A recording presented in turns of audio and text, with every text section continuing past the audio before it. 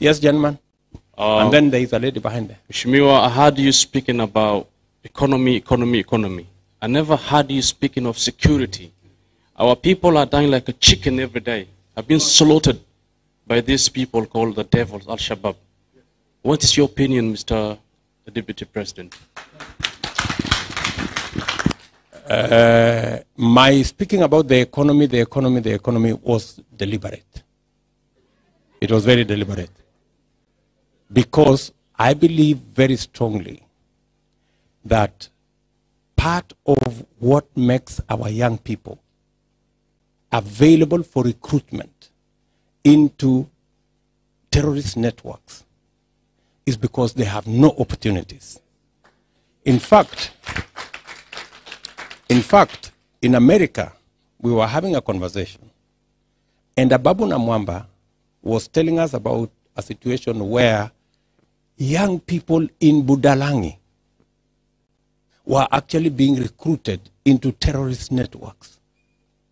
Not because of any other reason.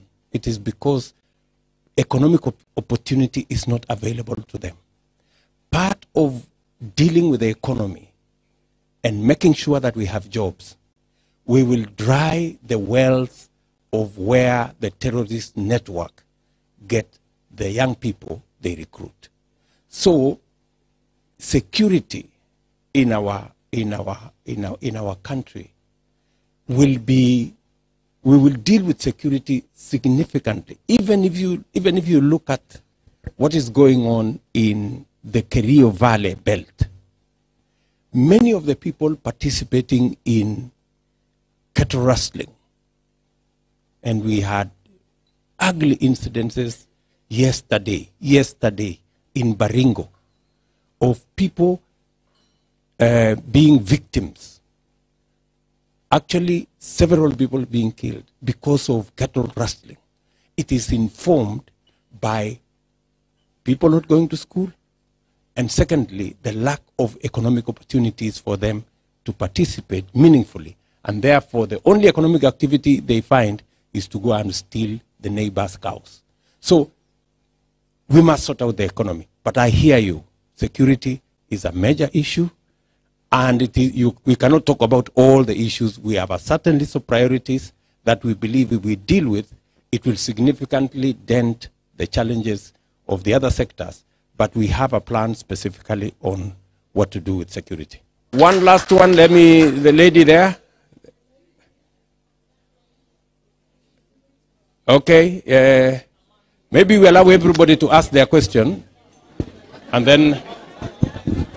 Oh, hello, good afternoon, Mr. President. Yes. Right, I just want to say you've come to Europe and America and you found all these brilliant brains. So I don't want you to go back and then it's a chapter closed. Okay, I want us to have a structure that begins from now, that involves the diaspora. It can be a voluntary program. Some people can say, I'll have a month to go to Kenya, I can come and be a part of a certain program that we create that involves all these people. Because these people, if you say to them to go to Kenya, most of them can pay their own trips. Yes. But they want to be part of a structure that is honest as they work in this country in an honest way, because they've been giving their views, which most of you see, but I can trust these people more than I can trust anyone in Kenya. Thank because you. If they say you're not going to take anything by stealing, I know they will stick by that word. So if you say in places that these people are trying to, you know, they can volunteer to protect those votes, okay, or to help, thank you, we will do that. Thank you, madam. There is another lady behind there. I think just allow everybody to speak. Yes. And good evening, everybody. And I hope everybody here represents their communities, wherever we are in Kenya. I'm representing my community, and I really appreciate your hard work. Thank you, Your Excellency, the President. I believe you're already President. And my question is, and how will your government ensure that women will have an equal chance to make something useful their lives? For example, any system that will be put in a place to celebrate women. For example, did you have any plan for women? Because from Northeastern. Thank you. Yeah. Thank you. There is His another lady Excellency, there. we will collect the questions and we send them to you through the chair so we can allow you to go for your next meeting. No, let's allow the gentleman there who is lifting up his hand. He can say something. Thank you, Your Excellency. My one is just an observation. Last year I was in Kenya. I run a security company, and I was looking for a car, the Probox. The car that I got was about 100 to 150 kilometers. And that's the newest car you can buy in Kenya. Here we have cars which are like 50,000 miles on the clock, and yet we are not allowed to take them to Kenya. So why are we having an age limit when you are importing and exporting cars? Can you, when you go to the State House, can you scrap that as well, please? Okay. There is a lady there who has something to say.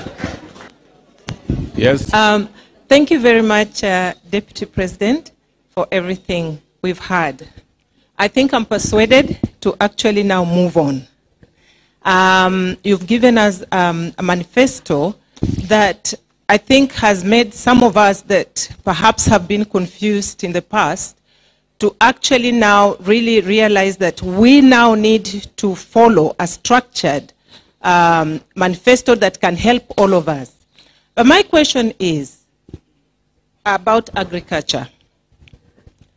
How are you going to help the farmer back home with all these opportunities that are happening, whereby the Western world are looking at Africa as a world basket for food, and yet our people are growing food at a very expensive, the production is very expensive, and they are not able to compete on the international market based on, you know, high cost of fertilizer and also just the labor.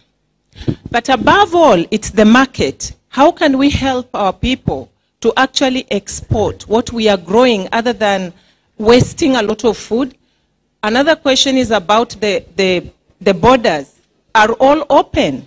So even when Mama Mboga is perhaps maybe have some tomatoes to sell, can actually not sell at a going price simply because Uganda is bringing in tomato that is costing like, you know, 10 shillings. So we find that there's a lot of impunity for our farmers in Kenya, and we are not able actually to break through. I don't know what your government is going to do to support that. Thank you. I think let me start there. We have a whole program around farming, how to make sure we have subsidized fertilizer, how we remove brokers, how we eliminate cartels, how we make it possible for farmers to access the market minus all the distortions that happens in the manner in which you have suggested. That there must be deliberate market development of every value chain so that we can see from how you support the farmer to increase their productivity, how do you eliminate brokers, how do you remove cartels, and how do you make sure that farmer accesses their product to the market and get the best price they can.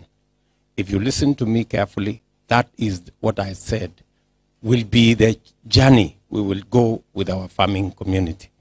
The issue of cars and the aging cars and all that, that is a process that has to go with, it's a regional discussion. You know, we are members today of the East African community. And it is not a unilateral decision Kenya can make. And even if we can make that decision, there are so many other considerations that have to be put in place. the age of cars is also a big question. It is not possible for us to say any car can be imported to Kenya. It's not possible. You will end up in Kenya with scrap metal, you know. So there is a discussion, there is a discretion we cannot go beyond. But I hear you, we can have that conversation going forward. We have a whole comprehensive, madam, we have a whole comprehensive issue about women. Women, we believe, form a very critical mass, not just of voters, but they also must be leaders.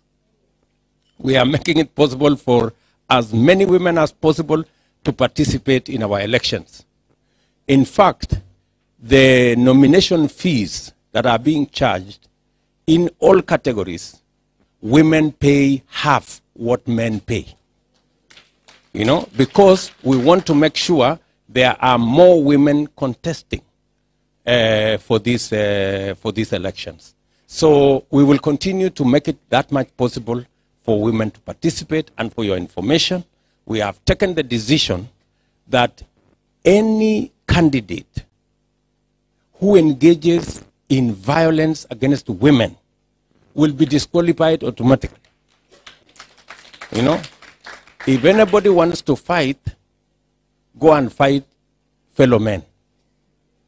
If you must fight, yeah? But you cannot fight women. And we have made it categorical, and it is part of our regulations. So we are continuously creating the environment for women to participate in our leadership.